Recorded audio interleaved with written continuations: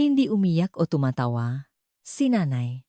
Pero kapag pinag-usapan niya ang siyudad na ito, ngumingiti siya. Sa isang pangungusap na binitiwan ng isang 11 taong gulang na batang Pilipina, natigilan ang isang dambuhalang korporasyon sa Silicon Valley. Sa gitna ng kanilang presentasyon at ang mangga ehekutibo ay hindi makapagsalita. Isang lumang sketchbook na hindi pinapansin ng sinuman. At ang tapangang, isang anak na nagdalanga, guhit na iyon. Sa kabilangang, pangungutya pagwawalang bahala, at katahimikan ang nag-isang disenyong kanyang inilabas ay hindi lamang isang simpleng istrukturangang lunsot kundi isang disenyo na muling bumubuhay sa mga tao. Ang malit na tinik na nagpabago sa mundo. Ngayon na magsisimula. Ang kwento natin ngayon ay ang kwento ni Maya Reyes. Sa labas ng Silicon Valley, California sa isang lumang apartment ikalawang palapag Unit 202. Alas 3:30 ng hapon. Ang 11 taong gulang na si Maya kararating lang mula sa eskwelahan ay tahimik na binuksan ang pinto. Ang bahay ay nababalot ng katahimikan. Ang makurtina sa sala ay nananatiling sarado at sa ibabaw ng mesa kung saan ito nakalagay kahapon isang baso na may malamig na tubig na lamang ang natira. Nay, nandito na po ako. Ang tinik ni Maya ay umalingaw-ngaw sa makitit na pasilyo ngunit walang sagot na narinig. Ang tanging nagpapahiwatig ngang presensya ngang kanyang ina si Eliza del Rosario ay ang malabong liwanag na nagmumula sa siwang ngang pintong master bedroom. Inilapak ni Maya ang kanyang bag sa sofa at dumiretso sa kusina.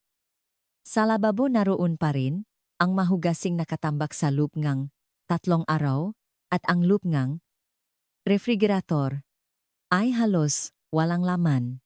Isang taon na ang lumipas mula nang pumanaw ang asawa ni Eliza ngunit hanggang ngayon ay hindi pa rin siya nakakabangon mula sa trahedya. Siya na isang mahusay na urban design expert na nagtapos sa MIT ay ngayon buong araw na nakahiga sa kama nakatitig lamang sa kisame. Ang malalim na depresyon at kawalan ng gana ay tuluyang nagparalisa sa kanyang pang-araw-araw na buhay. Ang makamay na dating nagdidisenyo na, kinabukasan ng ngalunsot ay ngayon ni walang lakas na, nakapatong na lamang sa unan. Sa pagmamasit sa ganitong kalagayan ng kanyang ina, unti-anting naging matanda si Maya. Pag-uwi mula sa eskwelahan siya, na ang gumagawa nga gawaing bahay at mag-isa na rin niyang tinatapos ang kanyang ngatagdang aralin. Minsan kahit gutom na gutom, nahihiya siyang gisingin ang ina kaya tubig na lang ang kanyang iniinom para maibsan ang gutom. Magalang niyang tinatanggihan ang paanyaya ng makaibigan na maglaro. Hindi niya kayang iwanang mag-isa ang kanyang ina. Sa kabila nito may isang tao na naging sandalan ni Maya. Ito ay ang kanyang kapitbahay na Amerikana si Lauren Harris. Si Tita Lauren na 63 taong gulang ay biyuda rin at mag-isang naninirahan kaya't lubos niyang naunawaan ang sitwasyon ni Maya. Dating marketing manager. Nagboluntaryo siya ngayon sa lokal na aklatan matapos magretiro kung saan tinutulungan niya ang manangangailangang kapitbahay. Maya, ikaw na naman ba ang maisang naghahanda ng hapunan ang mainit na tinini? Tita Lauren mula sa kabilang beranda ay tinugon ni Maya ng isang tango. Inabot ni Tita Lauren ang isang lalagyan ng pagkain. Nagluto ako ng chicken tinola. Dalhan mo na rin ang nanay mo. Salamat po, Tita Lauren. Sa tinig ni Maya, may bakas ng pasasalamat at kasabay na hiya. Nagpapasalamat siya sa tulong ngunit nalulungkot din sa katotohanang isang batang 11 taong gulang ay kailangang mamuhay ng ganito. Tila nabasa ni Tita Lauren ang komplikadong damdamin ni Maya at marahan siyang nagsalita. Ang mahihirap na panahon ay lilipas din. Hanggang sa dumating ang araw na iyon sabay tayong lalaban. Napangiti ng bahagya si Maya sa mga sinabi ni Tita Lauren. Tahimik siyang bumalik sa kanilang bahay at dinalhan ng hapunan ang kanyang ina. Hindi pa rin nagsasalita si Eliza ngunit unti-unti niyang kinain ang pagkaing dala ni Maya. Habang lumalalim ang gabi lalong bumibigat ang puso ni Maya. Hindi niya tiyak kung kailan babalik sa dati, ang kanyang ina o kung hanggang kailan niya kakayanin ang lahat ng mag-isa. Ngunit hindi siya maaring sumuko. Ang kanyang ina na lamang ang natitirang pamilya sa kanya. Isang gabi may narinig si Maya na kakaibang tunog mula sa silid ng kanyang ina. Dahan-dahan niyang binuksan ang pinto at nakita si Eliza na nakaupo sa kama may iginuguhit. Sa ilalim ngang liwanag ng isang flashlight ang paggalaw nga, lapis sa kamay ngang kanyang ina ay isang pambihirang tanawin para kay Maya. Ang katotohanang nakatuon ang kanyang ina sa isang bagay matapos, ang ilang buwang halos, hindi pa kilos, ay parang isang himala. Ayaw gisingin ni Maya ang kanyang ina, kaya tahimik niyang isinara ang pinto. At nang gabing iyon sa unang pagkakataon, sa loob ng mahabang panahon na tulok siyang may pag-asa, ang simpleng katotohanan na may muling sinisimulan ang kanyang ina ay sapat na para gumaan ang kanyang pakiramdam. Nang gabing iyon marahang sinilip ni Maya ang pintong kanyang ina. Nakahiga pa rin si Eliza sa kama, at habang pinagmamasdan siya, nangako si Maya sa kanyang sarili. Nay, gagaling din po kayo? Tutulungan ko po kayo.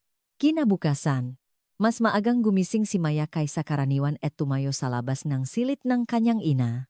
Ang eksenang nakita niya kagabi ay paulit-ulit na naglalaro sa kanyang isipan. Ang sandaling iyon nang may iginuguhit ang kanyang ina ay tila isang ilaw na muling sumindi matapos ang matagal na pagkakapatay. Naglakas loob si Maya na kumatok. Nay, tutulong po akong maklinis. Hindi pa rin tumuhon si Eliza ngunit pumasok. Si Maya sa silid at mindhat na naksimulang makayos. Habang pinupunasan niya ang maliit na mesa sa tabi ng kama biglang huminto ang kamay ni Maya. Bahagyang nakabukas ang isang drawer at naamoy niya ang pamilyar na amoy ng papel. Lumingon-lingon si Maya at maingat na binuksan ang drawer. Sa sandaling iyon nanlaki ang kanyang mamata. Punoong dose-dose ng sketch ang drawer.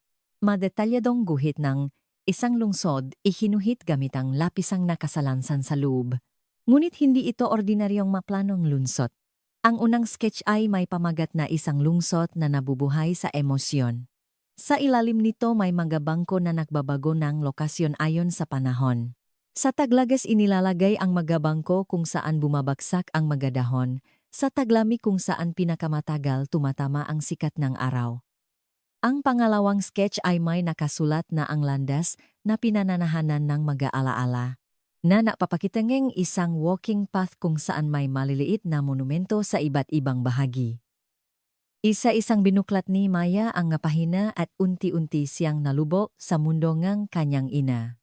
Ang nakaguhit, dito ay hindi lamang mga gusali o kalsada kundi mga espasyo na nagpapagaling sa puso nga mga tao.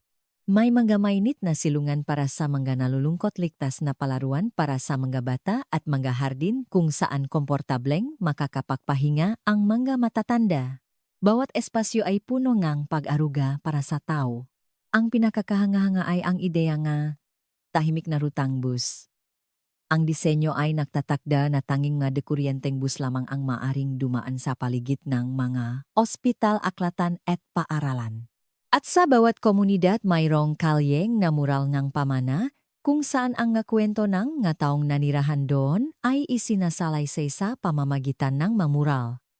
Nanikip ang dibdib ni Maya nang makita ang huling sketch. Nakaguhit dito ang isang pamilyang makakasamang naglalakad, isang ama, isang ina at isang maliit na bata na magkakahawak kamay. Sa ilalim nito ay may nakasulat, hindi kayang mabuhay ng tao ng mag-isa. Dapat tulungan ng isang lungsod ang matao na muling makonekta. Noon napatanto ni Maya, ang iginuguhit ng kanyang ina gabi-gabi ay hindi lamang simplang nga larawan kundi isang lugar ng pagilom para sa mataong nasaktan. Ito ang lungsot ng pag-asa na nilihangang kanyang ina upang malampasan ang sakit ng pagkawala sa kanyang ama. Biglang bumukas ang pinto at pumasok si Eliza. Isang ekspresyon ng pagkabigla ang dumaan sa kanyang mukha nang makitang tinitiknan ni Maya ang kanyang masketch. Na mamadaling ibinaba ni Maya, ang magaguhit ngunit sa kanyang pakagulat hindi nagalit si Eliza. Nay, ano po ito sa maingat na tanong ni Maya? Matagal na nanahimik si Eliza. Sa wakas nagsalita siya. Isang pangarap. Nabala kong buwin kasama ng tatay mo. Nanginginig ang boses ni Eliza. Hinawakan ni Maya ang kamay ng ina. Ang ganda po. Gusto kong tumira sa isang lungsod na ganito. Sa sandaling iyon isang ideya ang pumasok sa isip ni Maya. Nang hinayang siya na ang ganitong talentong kanyang, ina ay mananatiling nakatago sa mundo. Maingat siyang nagsalita. Nay, paano po kaya kung ipakita natin ito sa ibang tao, umiling si Eliza. Hindi, ito ay isang. Ngunit hindi sumuko si Maya. Nang hapong iyon ipinakita ni Maya kay Tita Loren ang nga sketch-eng kanyang ina. Habang binubuklat ni Tita Loren ang bawat pahina hindi niya mapigilang humanga. Ito ay isang lungsod para sa tao, hindi para sa teknolohiya. Maya, napakagaling palang taga-disenyong nanay mo. Opo. Pero ayaw niya pong ipakita ito kahit kanino. Napaisip sandali si Tita Loren. Pagkatapos ay tumingin siya kay Maya at sinabi, minsan ang pinakakailangan isang taong nasaktan ay ang may isang taong kumilala sa kanyang halaga. Malamang iniisip nanay mo ngayon na wala siyang kwenta. Kung ganun po, ano po ang dapat kong gawin? Ipakita natin sa mundo. Nasa lungsod na ito buhay ka at ang nanay mo. Nang gabing iyon muling tiningnan ni Maya ng maigi ang mga sketch nga kanyang ina at nangako siya sa kanyang sarili. Gagawin niya ang lahat para ang pangarap ng kanyang ina ay hindi manatiling isang guhit lamang. Makalipas ang ilang araw kasama ni Maya si Tita Loren sa aklatan, nakaupo sa harap ng isang computer. Sa screen nakabukas ang website ng Forest One, isang kilalang smart city infrastructure company sa Silicon Valley. Hawak ni Maya ang sketchbook ng kanyang ina sa kanyang kandungan habang binabasa ang anunsyo para sa trabaho. Nangangailangan ng urban design expert. Naghahanap kami ng nga talentong may makabagong ideya. Tinapit ni Tita Loren ang balikat ni Maya at sinabi kong talagang naghahanap ng inobasyon ang kumpanyang ito. Hindi nila matatanggihan ang mga ideya ng nanay mo. Nanginginig ang kamay ni Maya habang hawak ang mouse. Hindi siya sigurado kung tama ba ang ginagawa ng isang 11 taong gulang na bata. Ngunit nang maalala niya ang maguhit ng kanyang ina, lumakas ang kanyang loop. Alam niyang ang sketch na iyon ay hindi lang basta guhit kundi isang lugar ng pahilom para sa mataong nasaktan. Isulat natin ang aplikasyon sa pangalan ng nanay mo. Sa tulong ni Tita Loren, ginawa ni Maya ang resume sa pangalan ni Eliza Del Rosario, nagtapos sa MIT Urban Design Expert. At para sa pinakamahalagang bahagi ang portfolio, kinuhanan niya nga litrato ang mga sketch ng kanyang ina at inattach ang mga ito. Sa bawat larawan naglagay si Maya ang sarili niyang paliwanag. Ang lungsod na ito ay isang espasyo na tumutulong sa mga tao na muling makonekta. Dinisenyo ito gamit ang puso, hindi lang teknolohiya. Matapos ipadala ang email, ilang araw na balisang naghintay si Maya. Hindi siya makapag-focus sa paralan at hindi makatulog sa gabi. Ngunit lumipas ang isang linggo at wala pa ring sagot. Siguro maraming aplikante kaya natatagalan pag-alon ni Tita Loren, ngunit lalong nabahala si Maya.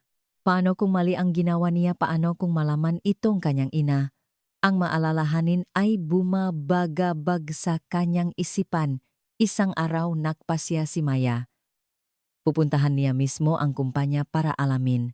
Noong una ay pinigilan siya ni Tita Loren, ngunit nang makita ang determinasyon ni Maya, pumaya itong samahan siya. Pero mangako ka. Huwag mong pipilitin ang sarili mo. Ang punong tanggapan ng Forest One na matatagpuan sa gitna ng Silicon Valley ay mas nakakatakot kaysa sa inaakala ni Maya. Ang dambuhalang gusaling salamin ay tila umabot sa langit at ang mga taong naka-business suite ay abalang naglalakad. Mahigpit na niyakap ni Maya ang sketchbook ngang kanyang ina habang nakatayo sa harap ng gusali. Mukhang importante, Yung taong yun turo ni Tita Lauren. Sa direksyon na itinuro, niya isang lalaking, nasa katanghaliang gulang, na nakasuot ng itim na suit ang bumababa mula sa isang itim na sedan. Sa paraan ng payuko nga, na tao, sa paligid niya halatang mataas ang kanyang posisyon. Siya si Richard Bennett, ang CEO ng Forest One. Huminga ng malalim si Maya at nilapitan siya. Sinubukan siyang harangin, ngamga security guard ngunit hindi nakpatinak si Maya. Sandali lang po huminto sa paglakad si Richard at tiningnan si Maya. Sa kanyang mata may malamig na kawalang interes. Ngunit hindi sumuko si Maya. Ang nanay ko po ay gumuhit ng isang lungsot na kayang magligtas ng matao. Pakiusap tingnan niyo po, nanginginig ang makamay ni Maya habang inilalabas ang sketchbook at mula ron. Ang pinakamagandang guhit ay inabot niya kay Richard. Ito ang sketch nga gumagalaw na bangko. Noong una ayaw, itong tanggapin ni Richard. Ngunit nang makita niya, ang mga salitang nakasulat sa guhit nagbago ang kanyang ekspresyon. Habang nagbabago ang panahon sumusunod din ang nga bangko. Dahil ang isang pahingahan ay dapat nasa lugar kung saan ito pinakakailangan nga tao. Natigilan si Richard habang binabasa ang pangungusap na iyon. Biglang bumalik sa kanyang isipan ang nga alaala ng kanyang kabataan. Ang nga panahong kasama niya ang kanyang lola sa parke sa bangkong iyon. Ang masandaling nakikinig siya sa makwento ngang kanyang lola sa iba't ibang puwesto bawat panahon. Sino ang gumuhit nito? Ang nanay ko po. Si Eliza del Rosario. Tinitigan ni Richard ang sketch. Hindi ang teknikal na pagiging perpekto nito ang nakaantik sa kanya, kundi ang pilosopiyang nakapalop dito. Isang lunsot na inuna ang tao, isang espasyo na niliha gamit ang puso at hindi teknolohiya, isang bagong konsepto. Nasaan ang nanay mo? Nasa bahay po? Hindi na po siya lumalabas mula ng pumanaw si Itay. May kakaibang naramdaman si Richard sa sinabi ni Maya. Siya man ay may karanasang maywan ng pamilya dahil sa pagiging abala sa trabaho. Pumunta ka sa kumpanya? Bukas alas 10 ng umaga? Kasama ang nanay mo? Talaga po, bibigyan ko kayo nga pakakataong mag-present. 5 minuto lang. Isang malawak na ngiti ang sumilay sa mukha ni Maya. Ngunit agad din siyang bumalik sa realidad. Naalala siya kung lalabas nga ba ang kanyang ina. Paano po kung hindi makapunta si nanay? Nag-isip sandali si Richard at sinabi, kung ganun ikaw ang mag-present. Nagulat si Maya sa sinabi niya. Hindi niya maisip na magpe-present siya sa harap nga. Nakatatanda. Pero bata pa po ako. Hindi mahalaga ang edad.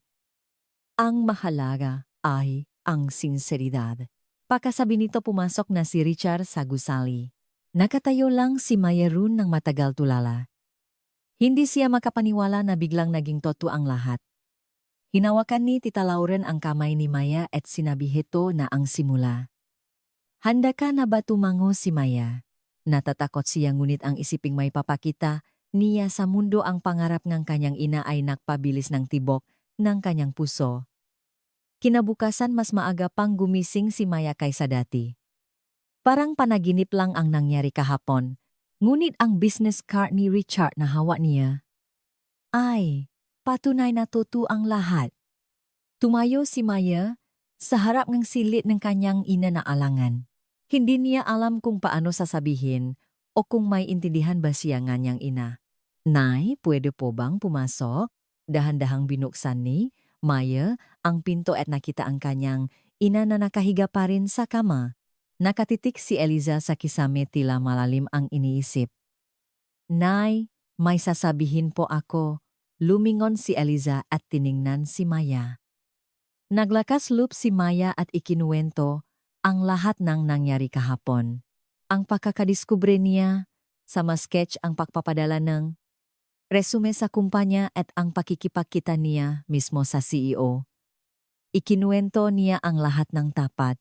Isang komplikadong emosyon ang dumaan sa mukha ni Eliza. Pagkagulat, pagkalito, at isang malalim na kalungkutan. Maya, hindi mo pa alam.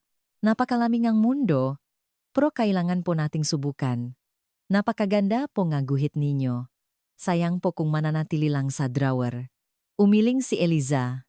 Mula nang mawala ang kanyang asawa, nawala na siyang lahat ng pag-asa sa mundo. Ngunit hindi sumuko si Maya. Nay, ako na po ang pupunta at magpa-present. Ako na po ang magpapaliwanag tungkol sa mga guhit ninyo. Huwag masyadong mapanganib. Hindi po mapanganib. Sabi po niya ang sinseridad ang mahalaga. Sa taimtim na boses ni Maya natinak si Eliza. Ngunit nanaik pa rin ang takot. Ang lumabas muli sa mundo ang humarap sa mga tao sobrang nakakatakot. Sa huli, katahimikan ang naging sagot ni Eliza at nakpasya si Maya na pumuntang maisa. Nag-alok si Tita Loren na samahan siya, ngunit sa pagkakataong ito gusto itong gawin ni Maya ng mag-isa. Alas 9:30 ng umaga isinuot ni Maya ang kanyang pinakamaayos na damit at niyakap ang sketchbook ng kanyang ina. Pumunta siya sa punong tanggapan ng Forest One. Nang tumayo siya sa harap ngang dambuhalang gusaling salamin, mas naramdaman niya ang bigat nito kaysa kahapon. Ngunit hindi siya umatras. Sa resepsyon nang sabihin niya ang kanyang pakay na gulaong empleyado, may appointment po ang isang bata sa ating CEO po. Siya po mismo ang nagsabi kahapon. Makalipas ang ilang sandali, sumakay siyang elevator patungo sa pinakamataas na palapag at dinala sa isang malawak na conference room. Sa loob, marami ng ehekutibong nakaupo at lahat sila ay nakatingin kay Maya. Tingnan ninyo, isang bata nga. Anong kalokohan ito, hindi ito palaruan. Sa gitna ngang bulungan ng nga ehekutibo nataranta si Maya. Ngunit itinaas ni Richard ang kanyang kamay para patahimikin sila at sinabi, "Bibigyan natin siya ng pagkakataong ma-present. 5 minuto lang." Nangingini ang kamay ni Maya habang binubuklat ang sketchbook. Itinaas niya ang unang guhit at nagsimulang magsalita. "Ito po ang lungsod na ginuhit ng nanay ko.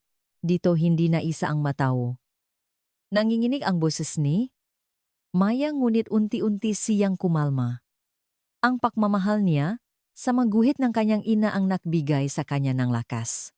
Ang bangkong ito ay gumagalaw depende sa panahon. Dahil dapat nandun ito kung saan pinakakailangan ng nga tao. Sa taksibol kung saan may magabulaklak, sa tag-araw kung saan may lilim, sa taglagas kung saan maganda ang magadahon. Isa sa mga ehekutibo ang tumawa ng mapakla at nagsabi, "Hindi yan praktikal, magastos at mahirap." Ngunit hindi uminto si Maya. May mas mahalaga po kaysa sa gastos. Ang pusong tao. Mula po nang pumanaw ang tatay ko, palaging iginuguhit ito ngang nanay ko. Mag-isa nang walang nakakaalam. Pero dahil po sa maguhit na ito, tingin ko po ay nakayanan niya. Natahimik ang conference room. Ipinagpatuloy ni Maya ang pagpapakita ng iba pang ngaguhit at pagpapaliwanag. Ito po ang kalsada para sa mga tahimik na bus. Dapat po kasing tahimik malapit sa mga ospital. At ito naman po ang kalay ng mga mural ng pamana. Ang makuwento nga taong nanirahan sa komunidad ay nakaukit bilang mural. Sa bawat pahinang binubuklat na alala ni Richard ang kanyang nakaraan. Ang mapanahong abala siya sa trabaho kaya't napabayaan ang pamilya. Ang araw-kaarawan ng kanyang anak na pumasok pa rin siya sa trabaho. Ang nga alaalang iyon ay bumalik kasabay ng tinik ni Maya. Ang pagpaplanong lungsod ay dapat maksimula sa mga taong nakatira dito, hindi sa mga gusali. Sa huling sinabi ni Maya, tuluyang natahimik ang conference room. Ilan sa mga ehekutibo ay may pagdududa pa rin sa kanilang mga mukhang, ngunit nagbago na ang tingin ni Richard. Tapos na po ang presentasyon. Yumuko si Maya at tumayo si Richard. "Salamat. Magaling na presentasyon." Nakahinga ng maluwag si Maya at inayos ang sketchbook. Kahit hindi niya nakumbinsi ang lahat, tila naintindihan ni Richard ang kanyang sinseridad. Habang papalabas ng conference room, naisip ni Maya, hindi ito ang katapusan kundi ang simula. Na ang pangarap ng kanyang ina ay maaring maging totoo. Pagkatapos ng presentasyon matagal na nanahimik si Richard. Ang maehekutibong naiwan sa silid ay nagtinginan hindi may tago ang kanilang pagkailang. Walang nakakaalam kung paano tutugon sa presentasyon ng isang 11 taong gulang na bata. Tapos na ang pagpupulong sabi ni Richard. Isa-isang lumabas ang mga ehekutibo, ngunit sa kanilang mga mukha mababasa pa rin ang pagdududa at pagkadismaya. Ang Vice-Presidenteng Marketing ay lumingon mula sa pinto at nagsabi hindi natin may sasakatuparan ang isang proyekto sa ganitong emosyonal na paraan. Kailangan nating isaalang-alang ang realidad. Hindi sumagot si Richard. Sa halip tumingin siya sa bintana malalim ang iniisip. Inisip niya kung kailan huling natinag ang kanyang puso ng ganito. Marahil ito ang unang pagkakataon mula noong isinilang ang kanyang anak na babae. Nang gabing iyon hindi umuwi si Richard at nanatili sa opisina. Sa ibabaw ng kanyang mesa may isang sketch na iniwan ni Maya. Habang tinitingnan ang guhit ng gumagalaw na bangko binalikan ni Richard ang kanyang nakaraan.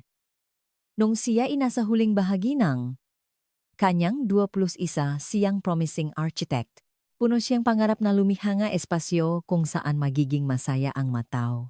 Ngunit sa paglipas ng panahon naging mas mahalaga ang resulta kaysa sa pangarap at ang kita kaysa sa matao. Sa prosesong iyon nawala sa kanya ang mapinakamahalagang bagay. Naalala niya ang 10 kaarawan ng kanyang anak na si Emily. Dahil sa isang mahalagang presentasyon hindi siya nakadalo sa birthday party. Pag-uwi niya may isang maliit na tala sa tabi ng cake. Nandito rin ako, Papa.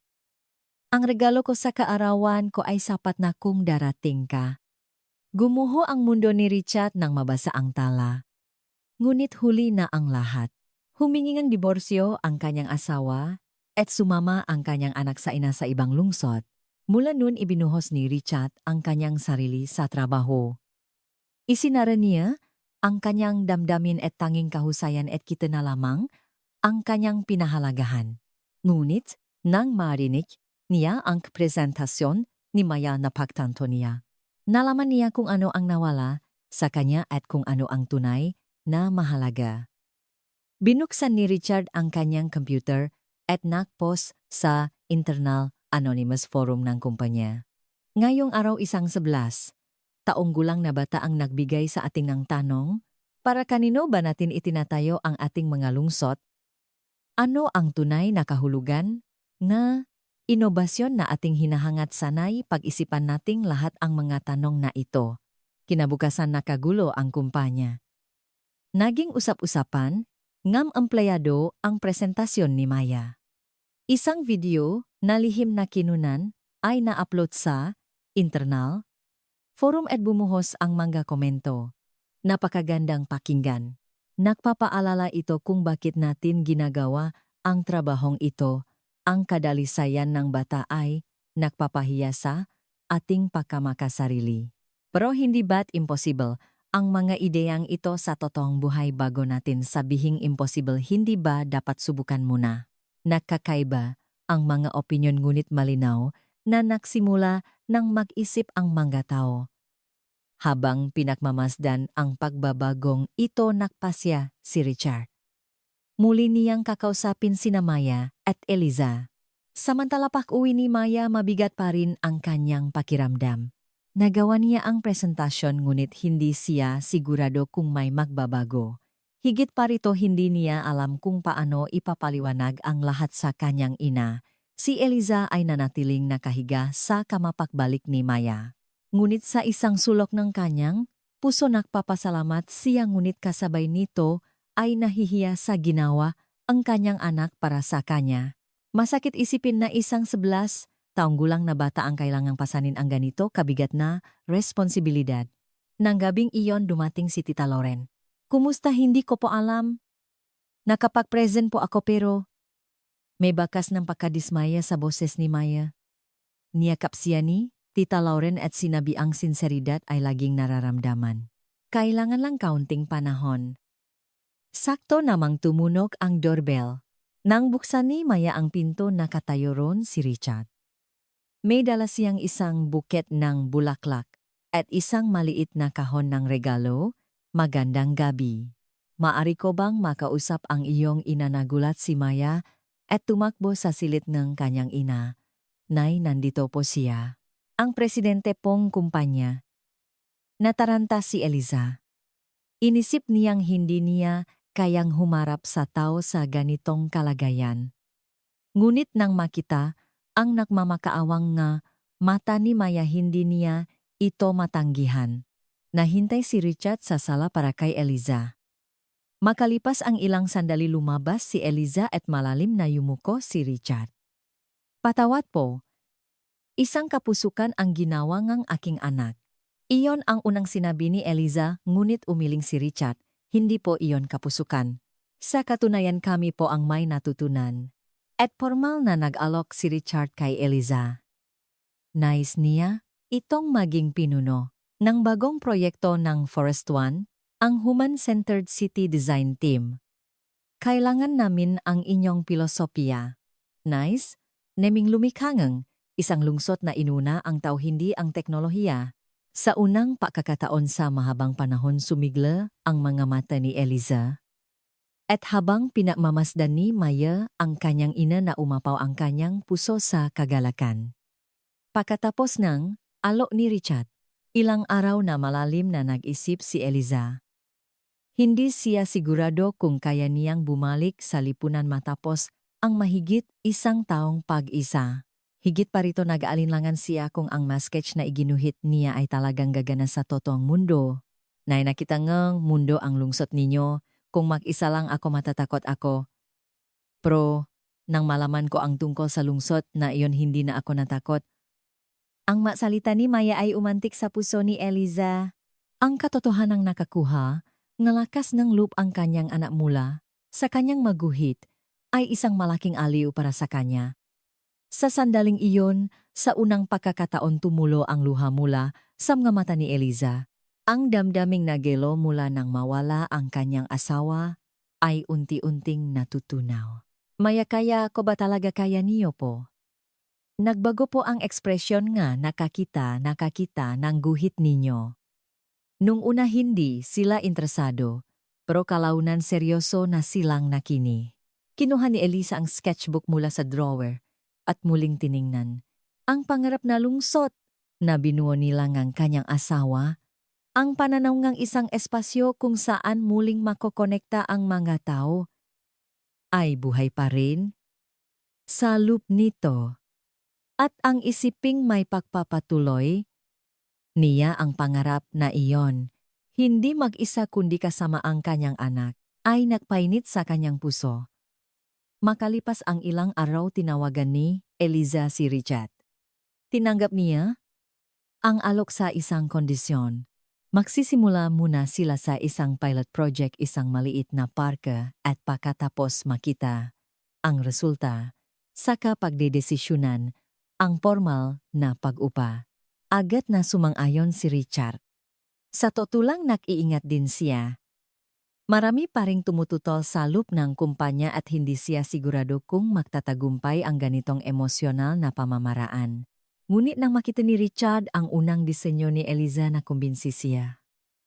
Hindi lamang ito isang simpleng parke, kundi isang espasyo na nagpapagaling sa puso nga tao. May mga bangko na nagbabago ng lokasyon bawat panahon, iba't ibang walking path para sa iba't ibang bilis ng paglalakad, at malilit na monumento kung saan nakokit ang mga kwento ng mga residente. Lahat ay maayos na pinagognay. Hindi lang ito isang parke. Ito ay isang espasyo kung saan ang buong komunidad ay maaring maging isang pamilya. Sa pahanga ni Richard, marahang ngumiti si Eliza. Sa unang pagkakataon sa mahabang panahon, naramdaman niyang kinikilala ang kanyang gawa. Ngunit hindi naging madali ang lahat. Sa loob ng kumpanya, malakas pa rin ang mga tumututol. Partikular ng Vice-Presidente ng Marketing at ang pinuno ng Technical Development Team ay hayagang nagpahayag ng kanilang pagdadismaya Hindi natin makukumbinsi ang mga investor sa mga ideyang hindi makatotohanan. Hindi tayo kikita sa pagiging sentimental. Lumakas ang kanilang mga batikos at sa huli formal itong idinulog sa pulong mga ehekutibo. Iminungkahingang ilang ehekutibo na itigil ang proyekto ni Eliza at bumalik sa dating pamamaraan na nakatuon sa kahusayan. Nag-isip ng malalim si Richard. Personal siyang sumasang-ayon sa pilosopiya ni Eliza, ngunit bilang pinunong isang korporasyon kailangan din niyang isaalang-alang ang praktikal na bagay. At noon, isang hindi inaasahang pangyayari ang naganap. Ang video ng presentasyon ni Maya na na-upload sa internal forum ay kumalat sa labas. May nagbahagi nito sa social media at mabilis itong kumalat. Maraming tao ang naantik sa tapangang 11 taong gulang na nagpresent sa harap nga ehekutibo ngang isang malaking kumpanya. Ang batang tulad niya, ang ating kinabukasan. Pinaalala ngang isang bata ang matunay na mahahalagang bagay na kinalimutan na nating mamatatanda. Mukhang magiging tunay na makabago ang Forest One, nagsimula na ring magpakita ngang interes ang media. Isang tech magazine ang naksulat ng artikulo na may pamagat na isang bagong paradigma sa human-centered design at isang lokal na istasyon ng TV ang humiling ng panayam.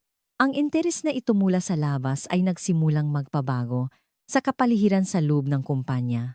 Nagsimulang makaroon pagmamalaki ang empleyado na sila ay gumagawa ng isang makabuluhang bagay at kahit ang maehekutibong dating tumututol ay dahan-dahang nagbago pananaw.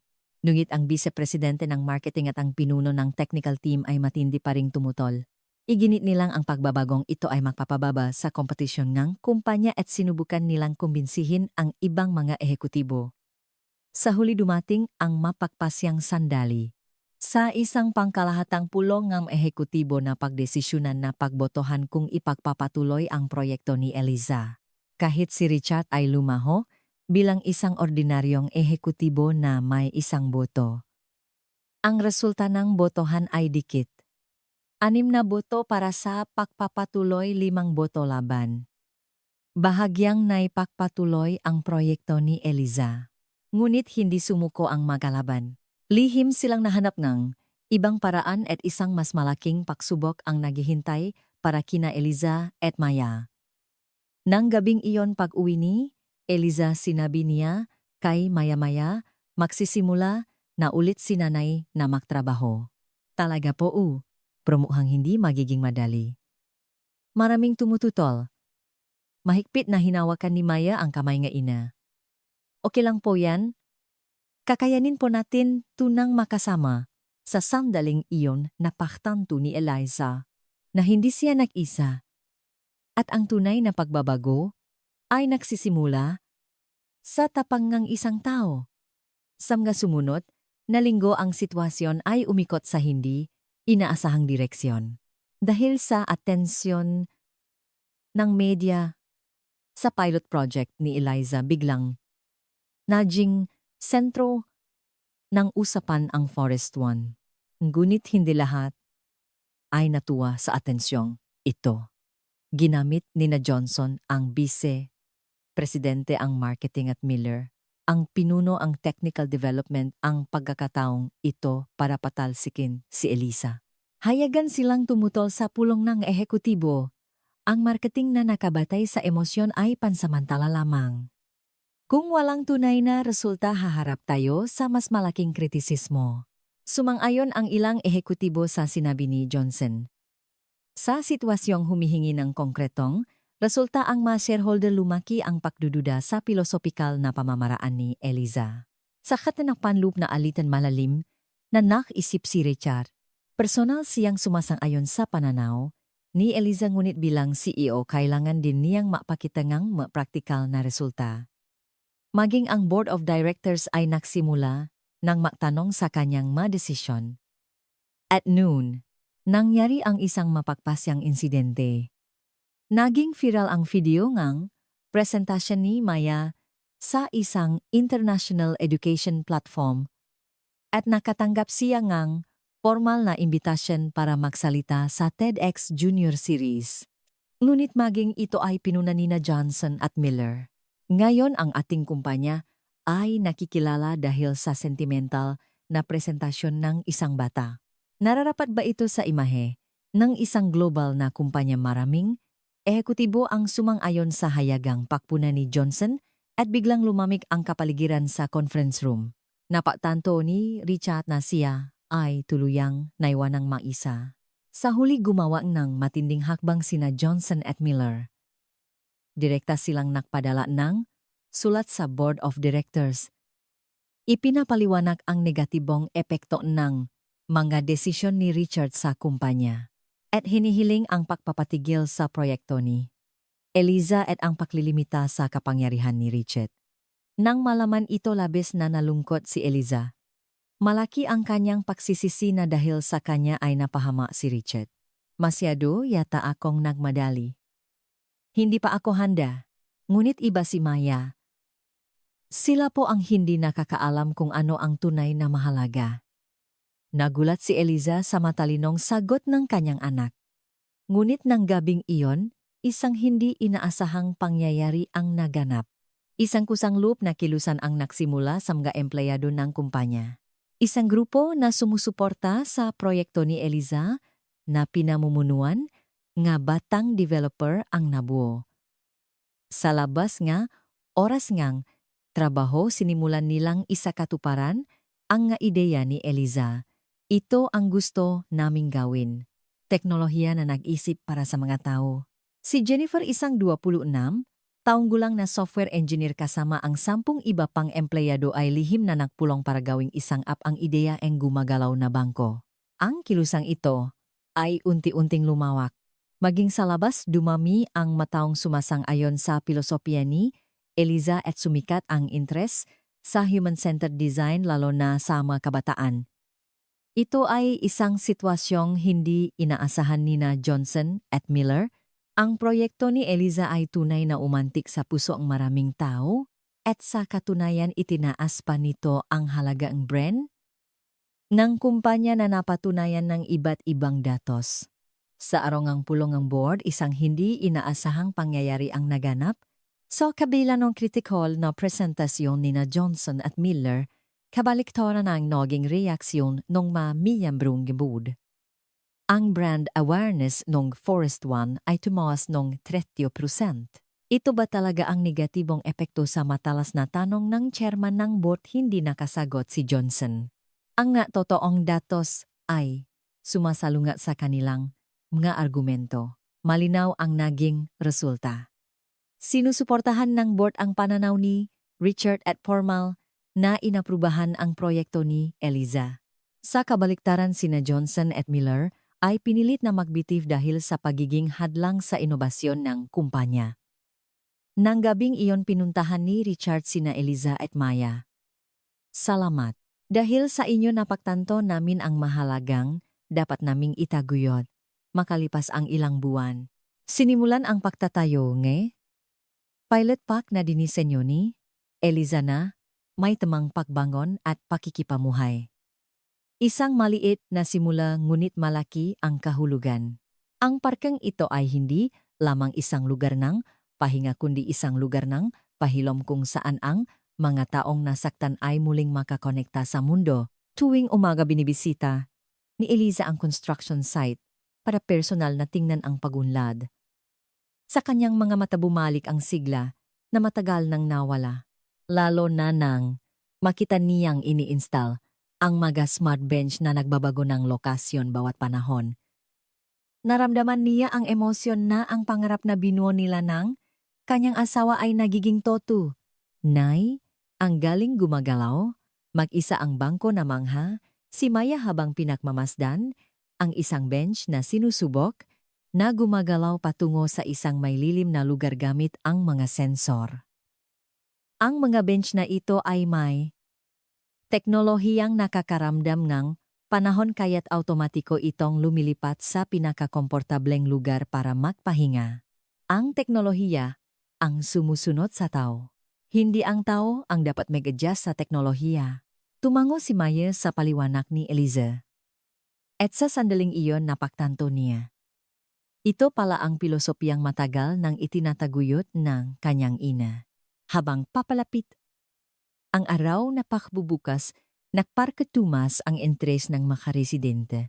Lalo na ang sulok ng mamonumento kung saan nakahukit. Ang makuwento ng bawat komunidad ay nakakuha ng maraming atensyon. Ang kuwento ng paninirahan ng isang pamilyang imigrante, ang sakripisyo ng mga veterano ng digmaan, ang magagawa ng mga lokal na artista iba't ibang kuwento ang naitala kasama ng magagandang mural. Sa gabi bago ang pagbubukas tahimik na naglakat sa parke sina Eliza at Maya. Habang naklalakat sa ilalim ng malambot na ilaw na kabi maraming napak-usapan ang makina. Nay, magugustuhan din po kaya ni Itay ang parkang ito, huminto sandali si Eliza sa tanong ni Maya. Tumingin siya sa langit at sinabi siguradong magugustuhan niya. Palaging masaya si tatay mo kapag nakikita niyang masaya ang nga tao. Sa araw ng pagbubukas ng parke mas maraming tao ang dumating kaysa sa inaasahan. Hindi lamang nga residente kundi pati na rin mga bisita mula sa malalayong lugar, lalo na ang nga taong. Narinig ang kuwento ni Maya sa kanyang TEDx talk ay personal na dumating para makita ang lugar. Ito pala ang simula ng lungsod na pinangarap ng 11 taong gulang na bata. Nahiya si Maya sa sinabi ni isang bisita at yumuko. Ngunit sa isang sulok ne kanyang puso nakaramdam siya ne pagmamalaki.